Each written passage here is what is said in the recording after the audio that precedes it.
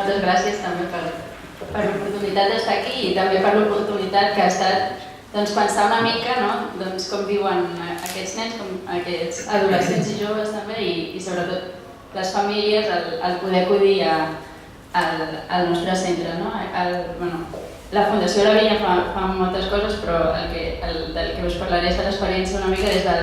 reforç educatiu del Casal del Vent, que és un dels molts projectes, però que segur que amb els que des dels altres projectes i segur també des dels altres centres que esteu aquí podeu traçar analogies. El contacte amb les famílies que tenim, d'on recollim més informació, més vivències, és sobretot a nivell informal, perquè intentem oferir diferents espais a aquestes famílies, però és a peu de porta on veiem realment què passa i veiem amb qui tractem i això ens dona eines també a saber com hem de tractar. Llavors, pensant també en la pel·lícula de la setmana passada, nosaltres el primer que ens surt és oblidar-nos una mica de la situació tan dramàtica que es veu a la pel·lícula, però veure que amb qui tractem també implica molta complexitat. Les situacions, la Marta ens ho deia al principi, molt marcades pel procés migratori, amb context socioeconòmic marca el dia a dia molt d'aquestes famílies, la desestructuració de les unitats familiars es fan molt evidents, però ens trobem amb famílies que acudeixen lliurement al nostre centre. No és serveis socials que les obliga a venir, no és l'escola qui les obliga a venir, sinó són les pròpies famílies que lliurement decideixen acudir a aquest recurs, a aquest servei. Doncs això, per què ho veiem? Perquè venen motivats per l'espai que ofereix el reforç educatiu, sobretot buscant moments d'acolliment, d'acompanyament, que ens deia el Pepus, perquè nosaltres intentem donar molta importància a aquest acolliment i a aquest acompanyament, i també venen per un tema econòmic. El preu de la nostra activitat va molt adaptat a cada situació i això, vulguis que no, atrau també les famílies a venir. Llavors, altres factors que impulsen aquestes famílies són també l'obligació, vist que des de l'escola hi ha unes exigències, però alhora la realitat de les escoles públiques que tenen els nostres infants és que l'atenció mai pot ser individualitzada. Llavors, les dificultats amb les que es troben a nivell acadèmic, els nens i nenes, estan una mica sols en la lluita contra tots els suspensos. I llavors, això els marca molt. D'altra banda, la saturació de serveis socials, el tema de la UEC queda molt lluny, les aules adaptades, que et visiti un tècnic de l'EAP i et tocarà el torn. Vista aquesta saturació, nosaltres també som un espai que intenta suplir temes que potser en condicions òptimes des de l'escola seria més fàcil acompanyar, però que la realitat és que no trobem aquests recursos. I a més, parlant de la família, veiem que acudeixen al tema a l'activitat de reforç educatiu perquè la mateixa família viu unes dificultats molt grans per acompanyar l'infant i el jove en el seu creixement. Les poques competències de les que ens parlava la Marta es fan molt evidents. I llavors els infants viuen el seu procés acadèmic, la seva vida a l'escola, amb molt poca motivació. Molts tenen el fracàs molt assumit.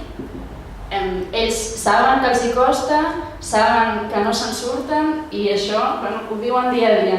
El lluitar contra el que no em surt bé, estar a l'aula implica que em repeteixin constantment, que m'estigui quiet, que miri endavant, que escolti i que faci uns exercicis que no sé fer i que fa anys que no sé fer i he arribat a primer d'ESO i segueixo sense saber-los fer. I com infants que han aterrat a l'institut i estan una mica surant sense gaire rumb. també aquests nens desmuntats, que deia la Maria Àngels, tots aquests casos. Llavors, tornant una mica a la família que es troba davant d'aquest infant, davant d'aquest jove, la família manifesta que no se'n surt, no? I llavors, potser, per posar molt ràpid dos casos que ho il·lustrin, doncs tindríem, per un cantó, una mare musulmana amb molts fills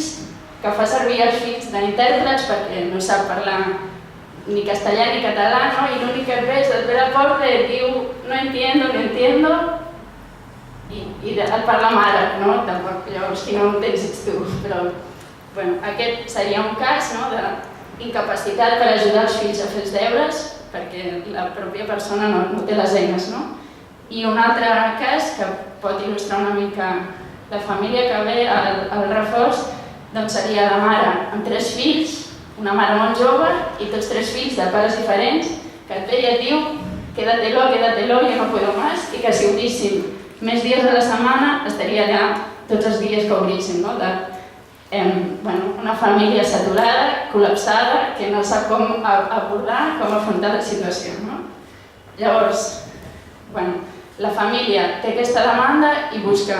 ajuda. I llavors nosaltres a vegades reps el nen i penses és que aquests pares que han fet, no sé, potser que la reacció més primària o més natural seria pensar la culpa és dels pares que en el seu moment no van dir, que en el seu moment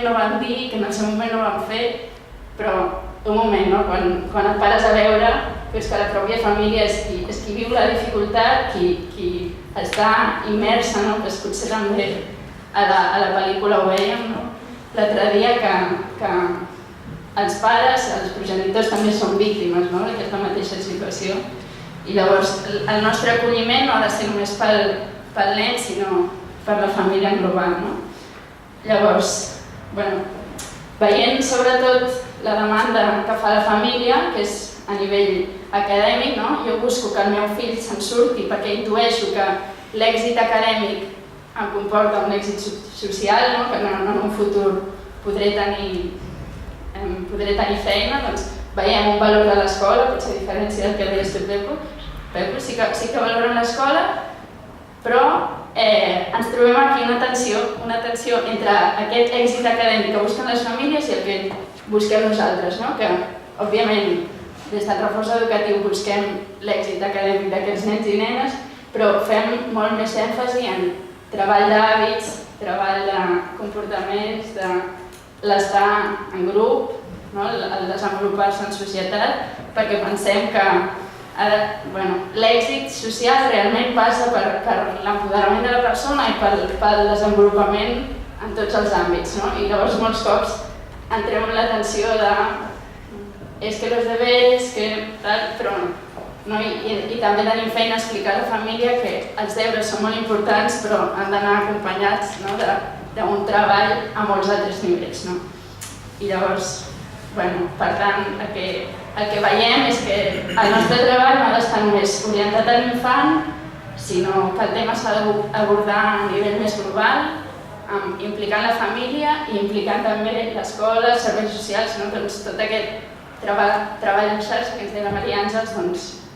molt important per aconseguir aquest èxit.